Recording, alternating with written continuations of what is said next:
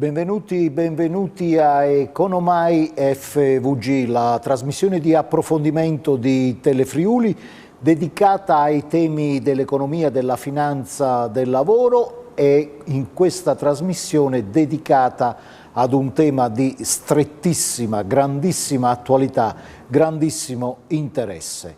Come tutelare, come difendere i nostri risparmi, i risparmi delle famiglie, delle imprese in questo momento di grandissima incertezza, di scarsissima visibilità rispetto al futuro. Per capire che cosa possiamo, che cosa è bene che noi facciamo per difendere i nostri risparmi, abbiamo in studio due grandi amici di Telefriuli, Mario Fumei, private banker e consulente finanziario della Fineco. Grazie Fumei per essere qui con noi. Grazie a voi. E l'avvocato Barbara Puschiasis, presidente dell'Associazione di Difesa dei Consumatori. Credo di aver sbagliato il nome della sua associazione, però. Consumatori Attivi. Consumatori Grazie Attivi. per l'invito e buona serata a tutti. Grazie avvocato. Allora, 4 parole per sintetizzare lo scenario. La guerra che ha sconvolto l'Ucraina a 700 chilometri da casa nostra, l'aumento, partito già prima della guerra, delle materie prime, le prime conseguenze di questo sulle bollette che ciascuna delle nostre famiglie è chiamata a pagare mensilmente, a cominciare dalla bolletta energetica e poi l'inflazione. Fumei, cosa sta succedendo? È un momento di estrema incertezza perché veniamo da molti anni in cui le banche centrali hanno inondato di liquidità i mercati finanziari per sostenere il momento pandemico, soprattutto negli ultimi anni, e naturalmente adesso diciamo che si è ribaltato il sistema, nel senso che la generazione di inflazione che ha causato l'eccesso di domanda, no? Che è stato proprio causato dalla enorme liquidità sul mercato, ha fatto in modo che le banche centrali cambiassero atteggiamento e diventassero più restrittive. Questo ancora prima della guerra in Ucraina si era già visto, perché le previsioni sull'andamento dell'inflazione erano effettivamente già nell'aria. Poi si è capito che l'aumento dell'inflazione è ancora più duro di quello che si pensava. Le banche centrali hanno cominciato ad intervenire sia restringendo l'acquisto di titoli pubblici, sia aumentando i tassi di interesse. Sto parlando soprattutto degli Stati Uniti. E questo fatto chiaramente ha causato una dicotomia fra domanda e offerta che in questo momento pesa tantissimo su quelle che possono essere le previsioni future sull'andamento dei mercati finanziari. Io mi occupo di questo, quindi quello vedo. La guerra in Ucraina non ha fatto altro che accentuare quelle che sono le spinte inflattive, soprattutto nel comparto energetico. Ecco, questo è successo. Lei ha parlato, provo a sintetizzare e a spiegare i termini che ha usato, ha parlato di inflazione per eccesso di liquidità, quindi un'inflazione, dicono i tecnici, da offerta, cioè un aumento dei prezzi che non è determinato dall'aumento della domanda. Puschiasis, che sia un'inflazione da offerta, che sia un'inflazione da domanda, io credo che per i cittadini ben poco cambi, perché il cittadino, il consumatore, il risparmiatore vede comunque aumentare i prezzi e la bolletta. Assolutamente sì, si parla di un'inflazione che secondo i dati Istat si attesta attorno al 6,7%, 7%, ma in realtà l'inflazione che viene percepita dalle famiglie è ben più alta, perché se pensiamo a bollette dell'energia che fino a un anno fa per un bimestre pesavano 200 euro e oggi invece pesano 400, se non 600, se non anche 800 euro, ovviamente non stiamo parlando di un 7% di inflazione. 7% di inflazione, banalizziamo per farci capire, significa aumento dei prezzi medi al consumo del 7%, perché altrimenti dietro questa parola dici, che cosa si nasconde? Si nasconde l'aumento dei prezzi. Assolutamente Indifferenziato è uguale per tutti. Alla fine è una tassa del 7% per tutti, la tassa più iniqua che c'è. Assolutamente sì. Abbiamo parlato dell'energia, ma parliamo anche dei generi alimentari, ad esempio, perché anche per i generi alimentari l'aumento minore è del 10%, ma arriviamo anche al 50% per alcuni beni. Quindi, torno a dire, questo 7% è assolutamente irrealistico. Se poi a tutto questo ci aggiungiamo anche appunto la politica che la BCE ha annunciato di voler porre in essere, quindi quella dell'aumento dei tassi, quindi dell'aumento del costo del denaro, che si rifletterà ovviamente sulle famiglie e sulle imprese, questi aumenti sono destinati ancora a schizzare all'insù. Quindi sicuramente ci troviamo davanti a una situazione esplosiva dove la prima domanda per le famiglie è: che cosa dobbiamo fare?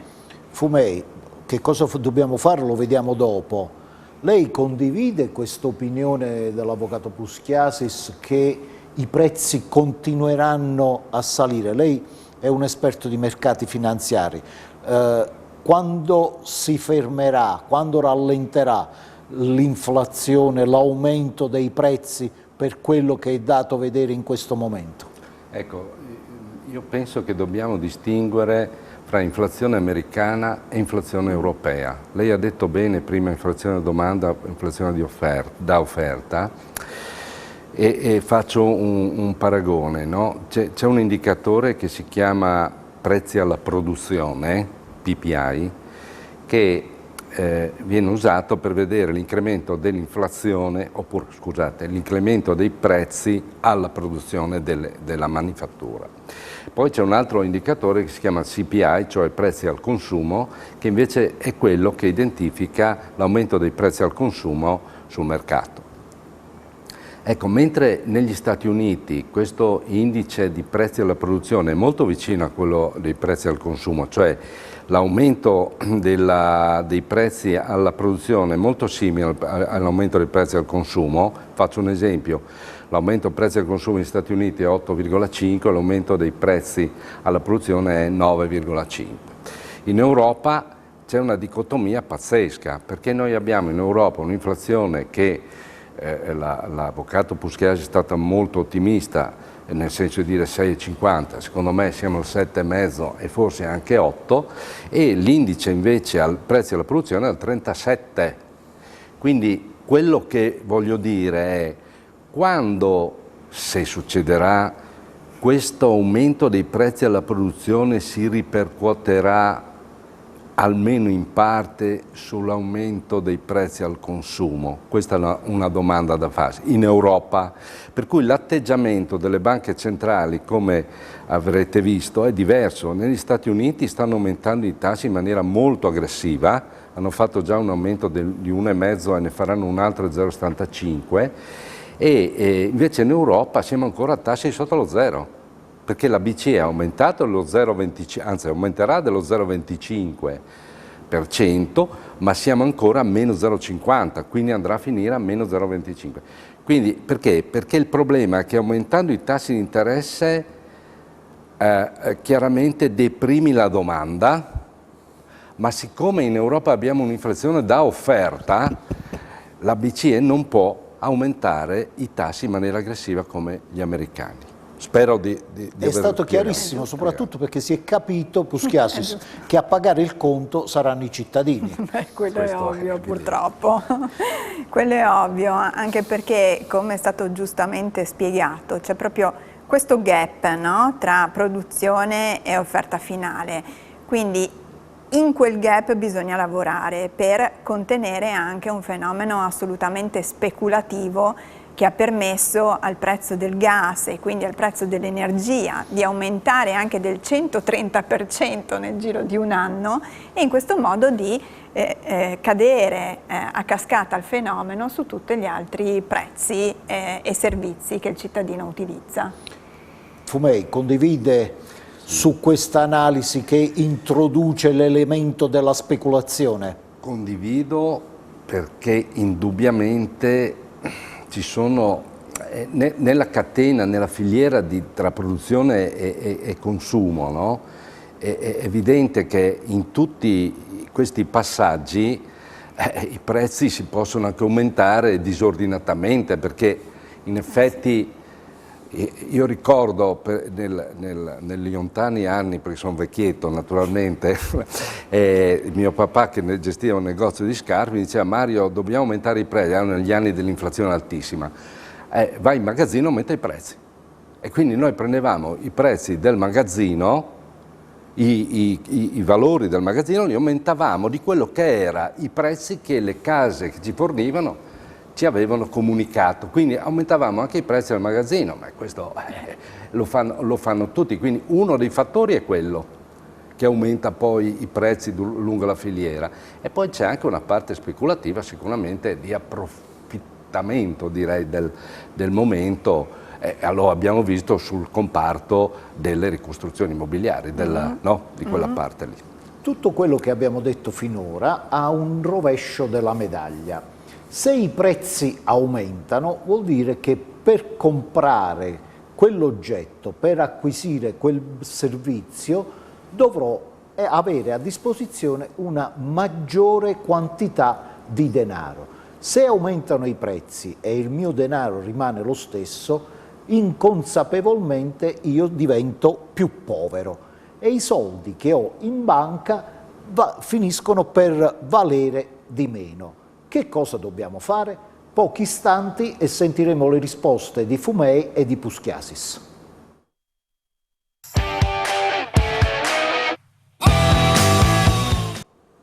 Rieccoci a Economai FVG. Abbiamo detto: se aumentano i prezzi e io ho la stessa quantità di denaro, inconsapevolmente divento più povero. Il tema quindi è come proteggere i miei risparmi, i miei denari, quello che ho in banca, quello che ho messo da parte. Perché? Perché nonostante tutte le difficoltà di cui abbiamo parlato, le famiglie e le imprese italiane, e ancor di più le famiglie e le imprese del Friuli Venezia Giulia, non hanno rinunciato a risparmiare. Vediamo come è andata nel 2021 con le parole del direttore della Banca d'Italia della sede di Trieste. 2021 per le famiglie è stato molto positivo perché si è visto crescere ancora il livello del risparmio e il livello appunto dei depositi in conto corrente. È stato di intensità inferiore rispetto al 2020 perché nel 2020 per motivi legati alla pandemia non c'erano queste opportunità di mobilità e quindi anche di spesa.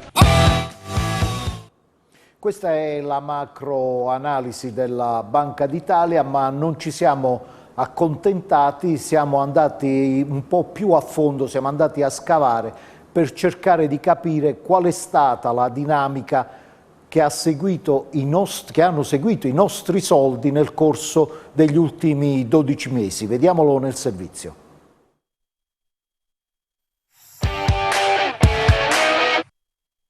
A dicembre 2021 i depositi bancari delle famiglie e delle imprese sono cresciuti notevolmente 7,1% sui 12 mesi, seppure in decelerazione rispetto al 2020, 14,6%.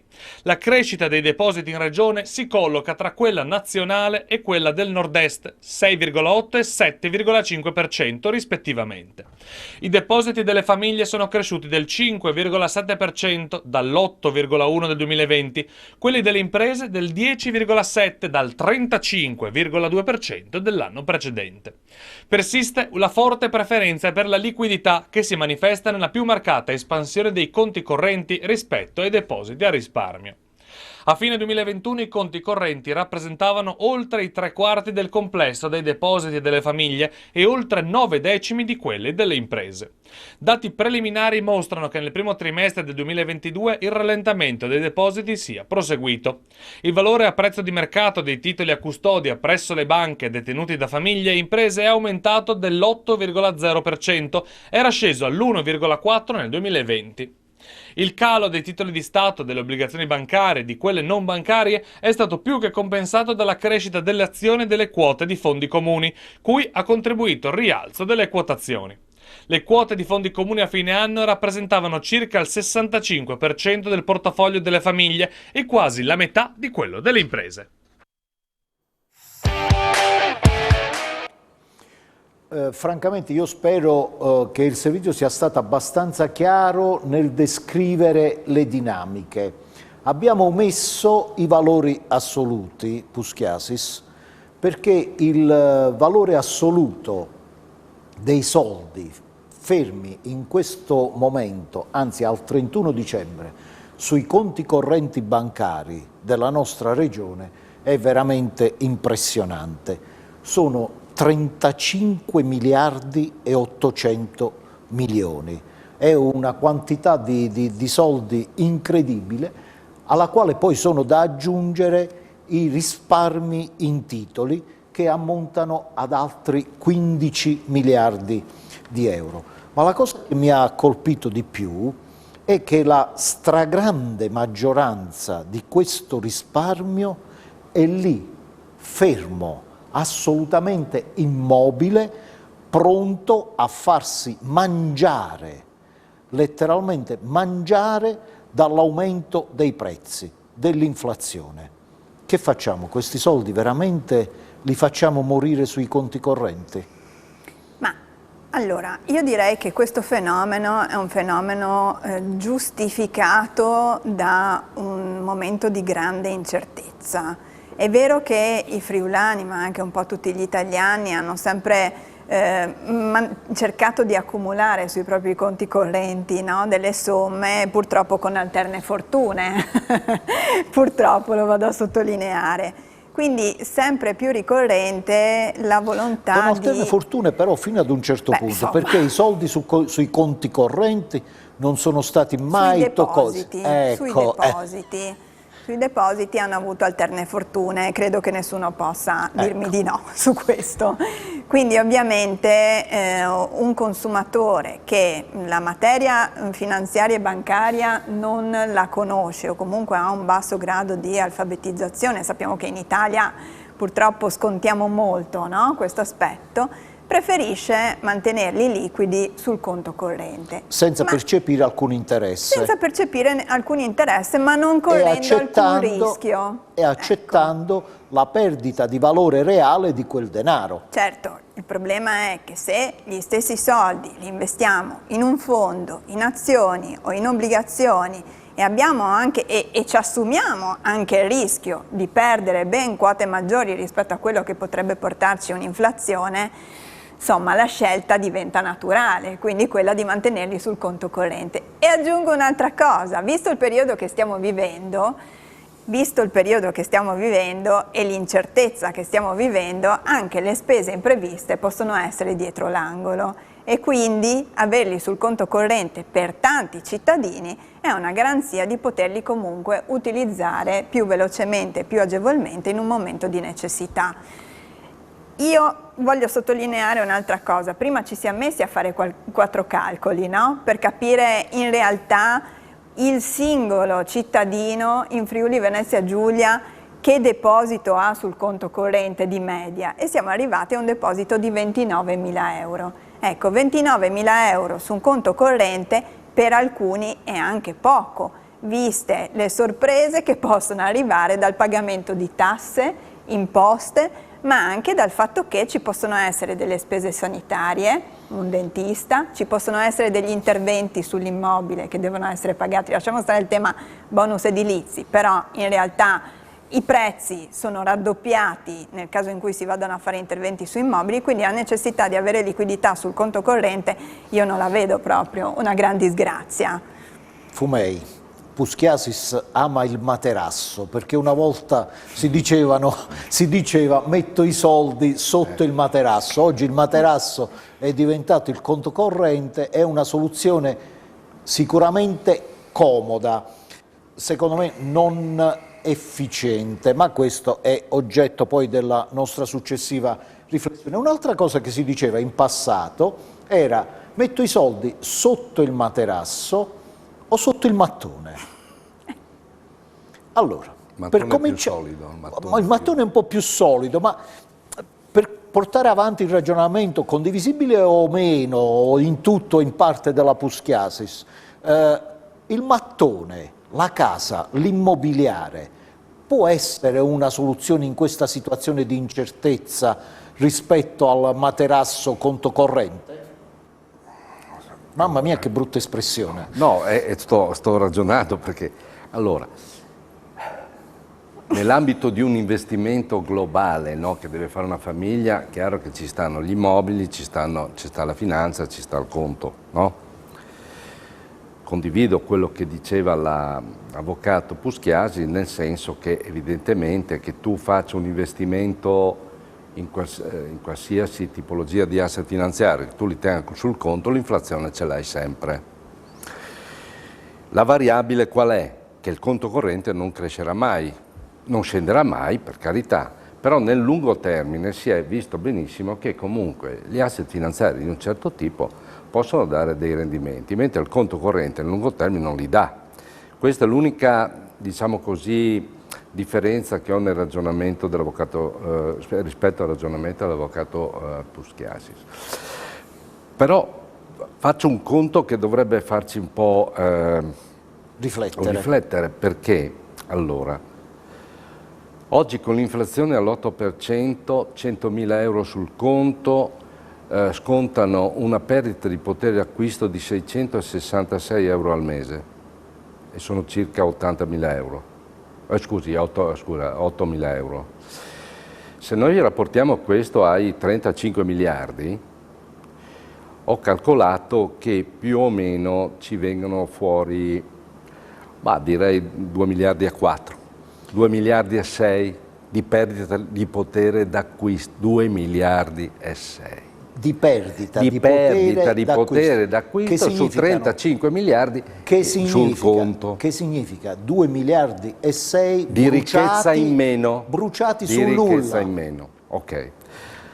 La domanda a cui nessuno può dare risposta, cosa posso fare per evitare questo? Certo, una buona diversificazione secondo me potrebbe essere interessante, indubbiamente la media del conto corrente 29.000 euro significa che ci sono alcuni soggetti che non hanno depositi, altri che ne hanno di più.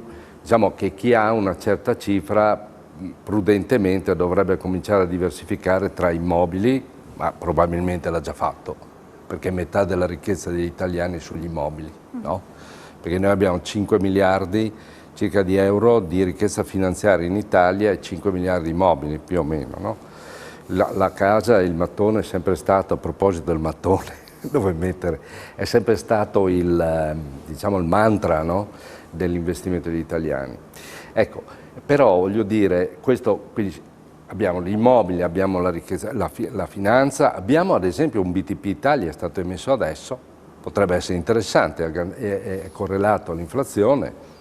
Sotto certi Lo vediamo punti dopo, di vista, perché non credo che ci sia tanto affetto verso i titoli di Stato. Dopo magari nel dettaglio. Ecco, ci sono tante altre cose, indubbiamente io devo spezzare anche una lancia a favore della mia professione, ma non per me, perché per me la consulenza finanziaria è diventata necessaria in Italia, non è un optional, perché è il motore su cui gira tutto l'investimento, è un motore complicato, è diventato molto complicato. No, i consulenti finanziari non sono dei maghi, però perlomeno ti possono portare nel medio e lungo termine a un certo risultato. E questo io devo dirlo perché è così. E tra l'altro oggi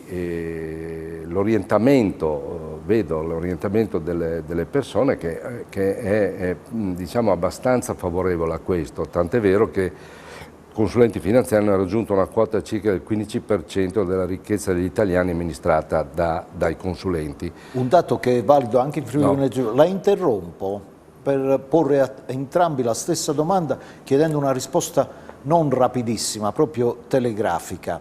Ma fra i fattori che portano il risparmiatore, il cittadino, il consumatore ad avere somme così importanti ferme sul conto corrente, non ci può essere anche la componente di sfiducia verso il sistema e di non comprensione delle dinamiche del mercato?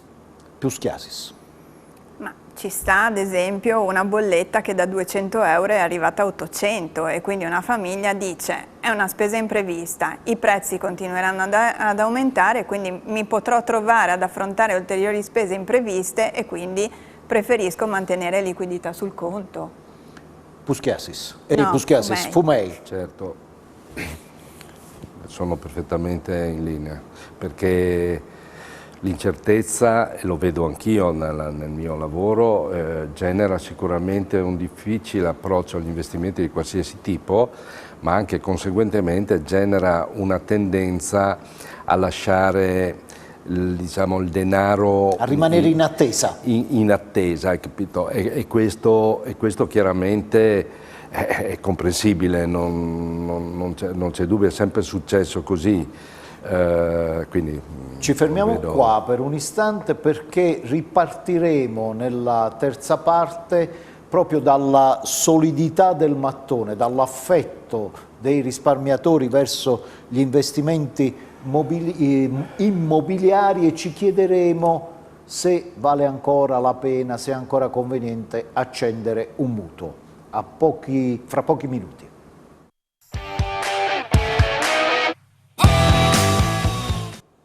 Stiamo cercando di capire, rieccoci a Economai FVG, stiamo cercando di capire come proteggere i nostri risparmi, magari abbandonando un po' la comodità del materasso di una volta che oggi è il conto corrente e cercando di ritornare agli investimenti o comunque di orientarci verso gli investimenti più cari a noi italiani e a noi friulani, il mattone, l'immobiliare. Vale ancora la pena, Puschiasis, accendere un mutuo per acquistare un immobile? E che tipo di mutuo?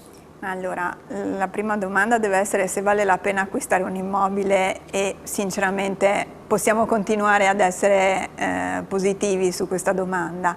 La seconda è se conviene pagarla con soldi cash oppure accendere un mutuo. In realtà l'annuncio della BCE sull'aumento dei tassi, quindi sulla nuova politica, ha iniziato a rendere un po' più frizzanti anche i tassi di interesse. Non siamo ancora in una situazione di allarme, anzi siamo in una situazione comunque contenuta, dove però dobbiamo porci delle domande su quello che può essere l'evoluzione dei tassi di interesse nei prossimi mesi e nei prossimi anni e soprattutto concludendo dei contratti che ovviamente non hanno una durata di un anno ma di 20-30 anni. Quindi ci sono diverse soluzioni sul mercato, dal tasso fisso al tasso variabile, al tasso con cap, quindi il variabile con cap con una protezione che permette quindi al raggiungimento di quella protezione. Il tasso variabile con un tetto, la rata non andrà mai oltre una certa soglia, ma si allungherà la durata del mutuo. Assolutamente sì, stiamo attenti però al cap, quindi dobbiamo valutare se questa protezione effettivamente può essere una protezione che prima o poi a quel contratto può essere applicata, perché se il tetto viene fissato molto alto potrebbe essere che noi andiamo a pagare un tasso sicuramente più alto, perché paghiamo la protezione, no? Nel corso del tempo, quindi andiamo a pagare un tasso variabile più alto nel corso del tempo per avere una protezione che magari mai entrerà in opera. Non scatterà mai. Esattamente. Poi abbiamo anche i contratti con le rate fisse costanti nel tempo, quindi diverse soluzioni. In una situazione di incertezza la soluzione che viene raccomandata solitamente è quella del tasso variabile con cap, con quelle attenzioni che ci siamo detti, o altrimenti, visto che il tasso fisso ad oggi è ancora conveniente, perché non concludere un contratto oggi di mutuo a tasso fisso? E chi ha acceso i mutui in passato, che fa? Ovviamente c'è sempre la possibilità di procedere con una rinegoziazione o con la surroga, che sono due strumenti diversi. La surroga permette di poter valutare delle condizioni di mutuo offerte da altre banche. Se troviamo appunto dei tassi e delle condizioni maggiormente convenienti, abbiamo la possibilità di trasferire il nostro mutuo alle nuove condizioni che ci propone la nuova banca senza costi. Questo è un diritto del consumatore. Abbiamo invece la possibilità di rinegoziare il mutuo se la nostra banca con la quale intratteniamo il rapporto di mutuo è in grado di offrirci delle condizioni migliorative. Fumei, Puschiasis ha omesso una delle opzioni, una delle possibilità. Chi ha acceso un mutuo in passato ha un tasso fisso all'epoca estremamente basso. Oggi che cosa fa? Brinda. Lo tiene. Brinda, non ha altra scelta se non brindare. Ma con che velocità saliranno i tassi di interesse? Perché sul fatto che saliranno sì, credo non ci siano dubbi. Con che velocità secondo lei? Allora, i tassi di interesse vengono praticati dalle banche, che sono aziende che naturalmente quando erogano i mutui fanno un investimento e la stessa cosa le banche lo fanno con i BTP. Ora, se io ho un tasso sui BTP al 3,55, mi pare che sia oggi sul decennale, e devo erogare un mutuo a 10 anni, se erogo il mutuo a un tasso più basso, non faccio un grande favore al bilancio della banca, io banca, ok? Inoltre, io quando erogo un mutuo, io banca, ma magari fosse una banca, voglio dire, comunque la banca quando eroga un mutuo ha un impatto sul patrimonio di vigilanza molto molto superiore che non quello che avrebbe andando a sottoscrivere dei BTP. Ora, evidentemente c'è una politica commerciale delle banche che non sono ancora arrivate a tasso fisso così elevato, anche se mi risulta che qualcuno sia arrivato anche al 4%, qualche istituto. Dobbiamo tenere presente però che nel contesto, diciamo, della variabilità dei tassi che c'è stata in questi ultimi 20-30 anni, è ciclico, i tassi di interesse sono ciclici. Sono stati 20 anni di tassi al ribasso, adesso probabilmente avremo dei tassi che non saranno più al ribasso, saranno un po' al rialzo, però storicamente se io stipulo un mutuo al 3%, è un tasso eccezionale, anche al 4% è un ottimo tasso.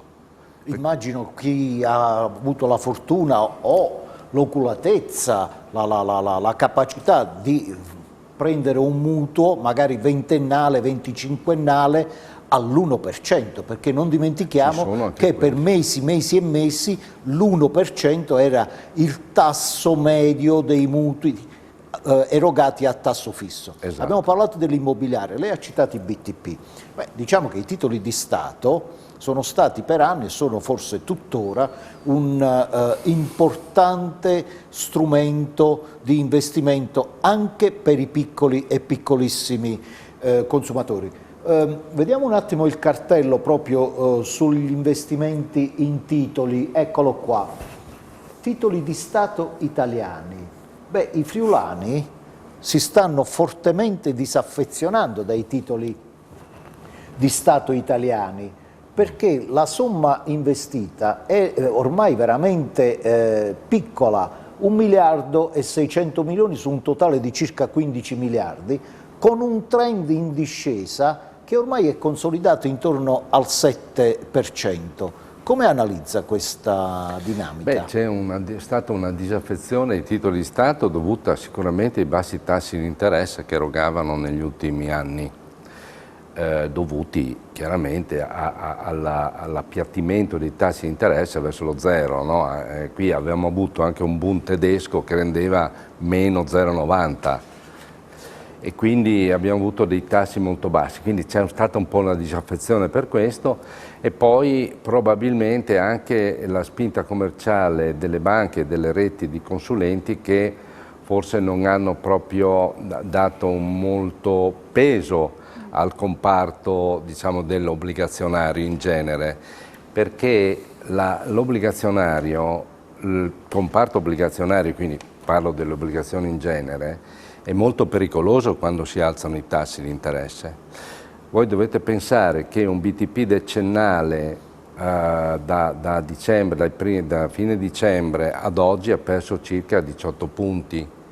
Il 18%. Un BTP ha perso il 18% col tasso dello 0,95, adesso mi ricordo uno tipico, e quindi vuol dire che io difficilmente potrò recuperare tutto quello che ho perso, perché se i tassi resteranno alti la perdita resterà. Puskiasis, Fumei sta inserendo in maniera un po' velata un tema al quale abbiamo accennato in apertura, la consapevolezza degli investitori. Quanti si sono avvicinati ai titoli di Stato senza considerare il rischio a cui faceva riferimento in questo momento Fumei, un rischio che hanno accettato in maniera inconsapevole. Allora, io condivido tutto quello che è stato detto da Fumei sui titoli di Stato e sulle logiche anche di vendita di questi strumenti finanziari, perché effettivamente c'è una spinta allo sportello delle banche all'acquisto non di titoli di Stato, ma assolutamente di fondi. Noi vediamo appunto i portafogli dei consumatori che sono imbottiti. Il cartello dei titoli, perché quello che dice la Puskiasis è confermato dai dati e anche in Friuli vediamo quote di OICR che fondamentalmente sono fondi e conosce un trend in crescita costante e ormai rappresenta quasi il 60% degli investimenti in titoli dei risparmiatori della nostra regione. Sì, è un fenomeno che è assistito anche dal fatto che le banche hanno maggiori guadagni nel piazzare ai clienti fondi appunto che vengono da esse intermediate, quindi le logiche commerciali allo sportello tengono conto proprio di quelli che sono poi i guadagni per le banche nel consigliare ai clienti di acquistare determinati titoli. C'è un lato, diciamo, positivo nell'acquisto dei fondi che è dato dal fatto che sui fondi si va a frammentare un po' il rischio. Infatti, qua volevo arrivare, anziché investire sulla singola azione, mettendo tutte o gran parte delle uova nello stesso paniere, si divide il rischio su una molteplicità di titoli azionari. Assolutamente sì, e difatti il più delle volte noi vediamo che comunque ci sono dei rendimenti bassissimi su questi fondi, però almeno non ci sono dei rischi di perdita totale dell'investimento. Secondo me il rischio di perdita sui fondi... Totale, dicendo. Sì, totale, ecco. mai il rischio di perdita e il rischio di perdita ci sono, bisogna essere consapevoli, soprattutto perché Fumei, e qua mi rivolgo alla sua categoria, i fondi non è che proprio le banche o i consulenti o le società di intermediazione li regalano, spesso le commissioni su questi strumenti finanziari, soprattutto quelli obbligazionari sono così alte da mangiare quasi integralmente il rendimento? Ci sono, diciamo che in Italia ci sono 18.000 OICR in circolazione e chiaramente ce n'è di efficienti, non chiamiamo buoni e cattivi, diciamo che ci sono quelli molto efficienti, quelli ed anche efficaci, ci sono quelli discreti, poi ci sono i mediocri e ci sono i pessimi. Il mondo è fatto da queste cose difficile scegliere quelli giusti fra 18.000. Esatto, quindi diciamo questo, che è ingiustificato andare a pagare commissioni di gestione se il fondo è pessimo. Pessimo vuol dire che fa peggio del mercato di riferimento, però è giustificato se il fondo invece è efficiente, perché il gestore fa il suo mestiere. Tutta la catena di collocamento comunque fa il suo mestiere. E poi ci sono altre formule, ci sono formule che ci sono oggi sul mercato, noi lavoriamo molto con la consulenza a parcella e con lo sconto totale delle commissioni di distribuzione dei fondi. Cioè voglio dire, si possono fare tanti ragionamenti, ma adesso non voglio addentrarmi qui. Il problema io lo inquadrerei sulla educazione finanziaria però, perché questo è il problema. Cioè se i risparmiatori avessero un'educazione finanziaria, che non è proprio colpa loro se non l'hanno, no? Ma è tutta la filiera dell'educazione che purtroppo non ha spinto molto da quella parte, sarebbe molto molto diverso. Assolutamente, abbiamo un sistema che non incentiva l'educazione finanziaria, anzi tende sempre di più a opacizzare, no? Quella che è la conoscenza degli strumenti finanziari. Questa è una denuncia che noi portiamo avanti da tantissimo tempo, ma lo stesso materiale, la stessa documentazione contrattuale che noi andiamo a sottoscrivere in banca è opaca. Cioè sappiamo tutti che sono tante pagine scritte in piccolissimo e ci viene chiesto oggi addirittura di andarle a sottoscrivere su un tablet, dove non prendiamo neanche in mano un foglio, ma non ce l'abbiamo neanche fisicamente. E se chiediamo di poter leggere le condizioni contrattuali prima di sottoscriverle, perché l'ho fatto, lo stesso funzionario della banca resta in imbarazzo e dice: ma guardi, lei è la prima persona che me lo chiede e non ho neanche il foglio informativo da fornirle. In questo scenario che condivido, secondo me la conseguenza, e lo vedremo nell'ultimo blocco, è quella che tanti risparmiatori si rivolgono a strumenti o a mercati di cui non sanno nulla o sanno pochissimo, prendendo rischi che poi pagheranno a carissimo prezzo. Pochi istanti e ci rivediamo qui su Telefriuli.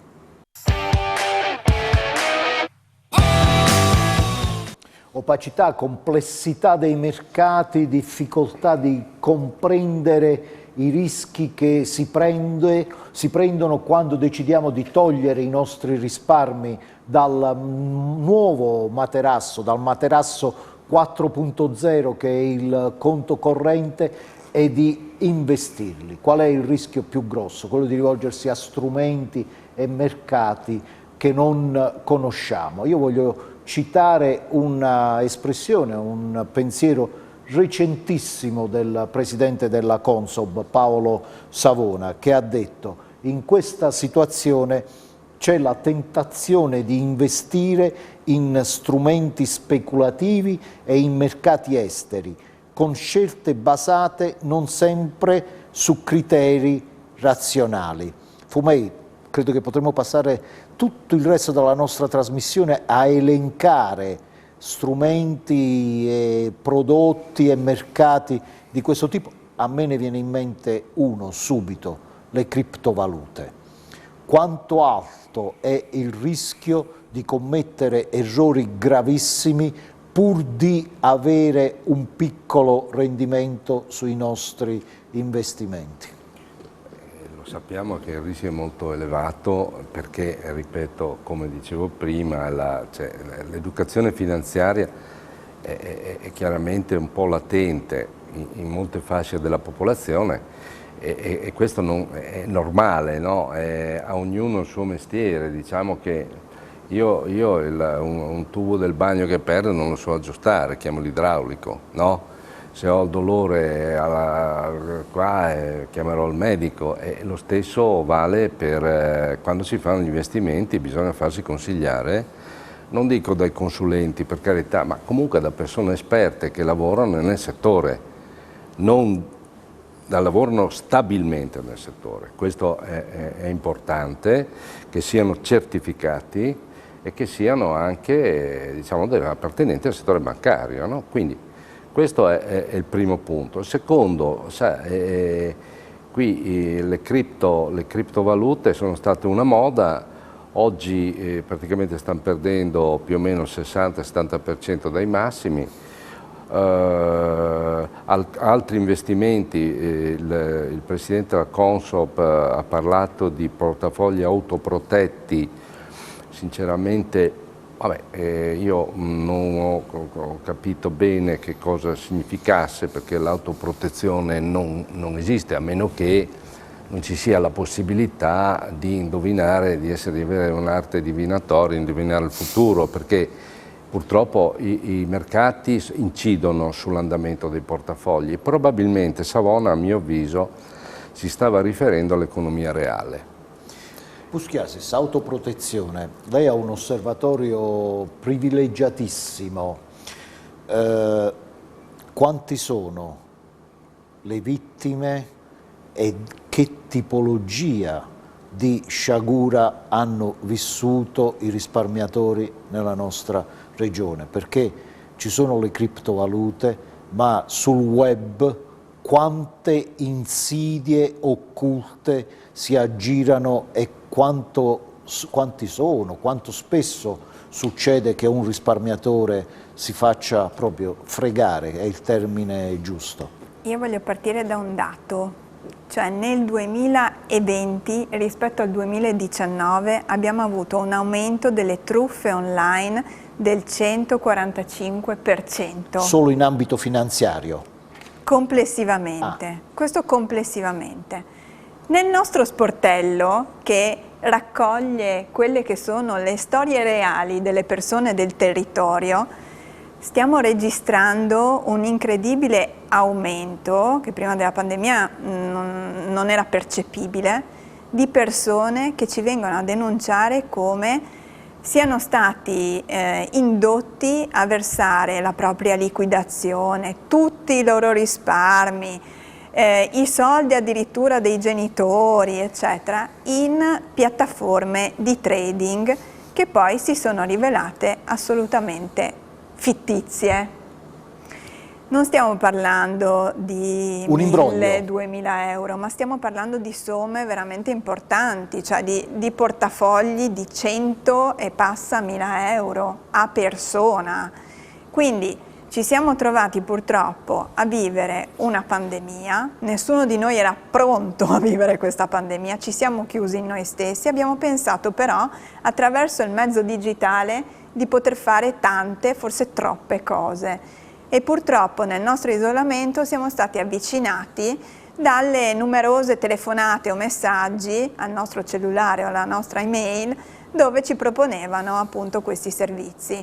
Anzi, aggiungo che anche guardando la televisione si trovano spesse volte degli spot non su Telefriuli, diciamolo. Anche perché ricordiamo che non sono no. proprio esattamente consentiti questi tipi di spot. Esattamente, ecco. Quindi su certe reti, non Telefriuli, troviamo determinati spot che vanno a pubblicizzare delle piattaforme con delle immagini sensazionali e poi leggiamo in piccolo nel messaggio pubblicitario l'avvertenza che affidando i nostri soldi a quella piattaforma potremmo anche perdere tutto.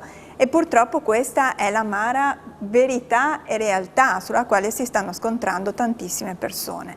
Quindi quello che noi stiamo continuando a dire è che i soldi è bene affidarli appunto a soggetti qualificati, certificati, abbiamo una Consob, no? Che è a presidio del nostro mercato finanziario e al quale devono essere iscritte sia le banche che i consulenti finanziari e anche le piattaforme di trading. Quindi prima di affidare i nostri soldi accediamo al sito della Consob e lì vediamo se effettivamente quel determinato soggetto esiste o non esiste, o se è stato segnalato o se quel sito addirittura è stato oscurato. Fumei, l'ultima domanda e poi ci avviamo a trarre le nostre conclusioni.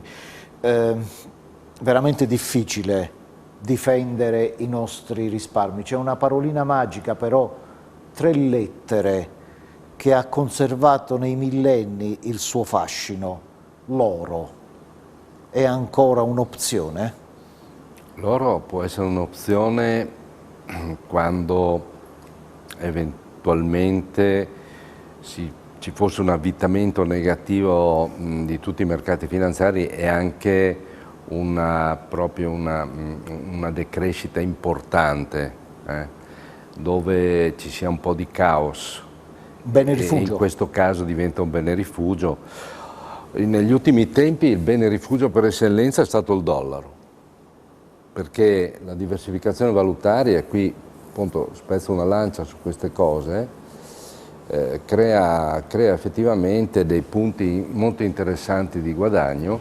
Il dollaro ha guadagnato moltissimo sull'euro, stiamo parlando di chi lavora in euro, no? Per quanto riguarda la tipologia di investimento, ripeto, nessuno ha la capacità di prevedere il futuro se non per momenti spot, per cui non so, fare degli investimenti programmati in un tempo abbastanza lungo può riparare molto da problematiche di ribasso, da una metodologia. Sta parlando di un piano di accumulo, sì, cioè mettere da parte ogni X tempo una certa cifra, per esempio ogni mese, ogni 3 mesi. Esatto, questo è un metodo giustissimo che si può fare con qualsiasi cifra. Lo possono fare, anzi è doveroso lo facciano anche i patrimoni di una certa rilevanza, perché possono succedere momenti come questi dove si innestano anche situazioni come la guerra che portano a quella che io dico una decrescita felice, perché poi alla fine noi andiamo a creare con l'aumento dei tassi di interesse una decrescita che è fra virgolette felice, perché ci porterà in una nuova dimensione in cui potremo riprendere tutto quello che abbiamo perso in questo periodo. Proviamo a trarre le conclusioni in maniera telegrafica con 3 parole che sicuramente non ci dicono, non ci danno la ricetta per salvare, per tutelare, per difendere i nostri risparmi, ma possono aiutarci. Vediamo se su queste 3 parole possiamo trovarci d'accordo. La prima è diversificazione, la seconda è consapevolezza, informazione e consapevolezza, la terza è non farsi prendere dal desiderio di guadagnare troppo, ma come dicevo un attimo fa, diluire anche nel tempo l'allocazione dei nostri risparmi in modo da poter tagliare le punte in alto e in basso. Su queste 3 parole, Fumei e Puschiasis, possiamo avere 3 stelle, 3 punti di riferimento per muoverci? Direi assolutamente d'accordo. Aggiungerei anche non farsi prendere dal panico. Cioè non farsi prendere dall'euforia e non farsi prendere dal panico vuol dire essere, che poi alla fine è la seconda che aveva detto lei, avere la consapevolezza che i mercati finanziari hanno una variabilità e che noi non possiamo assolutamente comandarli, non possiamo prevederli, però possiamo gestirli con piani tipo quelli di accumulo. Puschiasis. Assolutamente concordo, ritengo appunto che si debbano sempre fare delle scelte consapevoli e bisogna sempre informarsi, ma soprattutto bisogna affidarsi a dei soggetti che siano professionali, professionisti e iscritti appunto alle autorità di vigilanza. E quindi su queste 3 parole più una, quella che ha inserito Fumei, non facciamoci prendere dal panico, le turbolenze, la variabilità dei mercati è insita ai mercati stessi. Sicuramente non abbiamo trovato la ricetta per difendere i nostri risparmi, ma forse qualcosina in più al nostro grado di consapevolezza lo abbiamo aggiunto. Grazie a Fumei, grazie a Puskiasis e arrivederci alla prossima puntata di Economai FVG.